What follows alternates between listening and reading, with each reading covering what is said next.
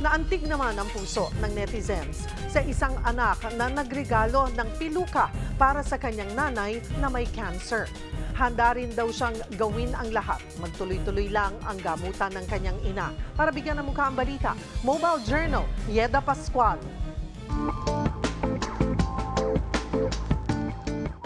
Nakakataba ng puso ang regalo ng isang anak sa kanyang inang may cancer sa Paniki, Tarlac.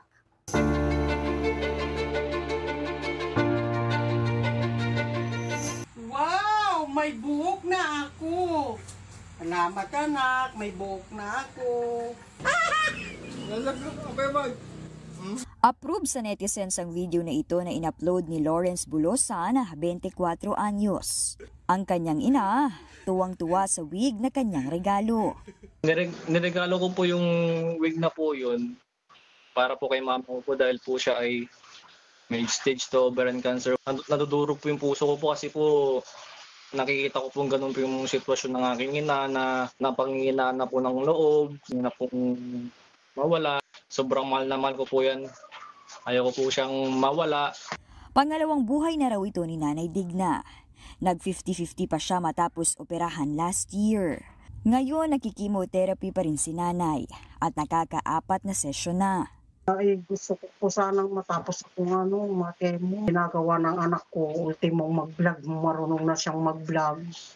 Sana mapansin yung vlog niya. Kasi po meron pa po kami 5, 6. Wala na, nakautang-utang na po kasi yung anak ko. Para matustusan ang pagpapagamot, nabenta na ni Lawrence ang kanyang motor na 3 taon niyang ipinundar, maging ang tricycle ng kanilang pamilya. Hindi naman daw kasi sasapat ang kinikita niya bilang isang janitor. Kaya ngayong buwan, naisip na rin niyang i-vlog ang bonding nila ng kanyang ina.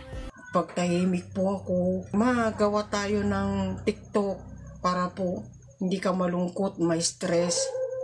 Yun po yung ginagawa niya minsan po. Kaya po sana po suportahan niyo po yung anak ko sa pagbablog.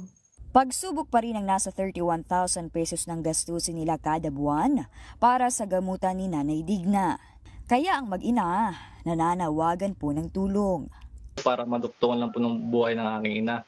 Sabi ko po sa isip ko po is laban lang tayo kasi po habang nandito po ako, tutulungan po ko kayo. Tulungan niyo po akong mapagamot para po sa pangkemo ko.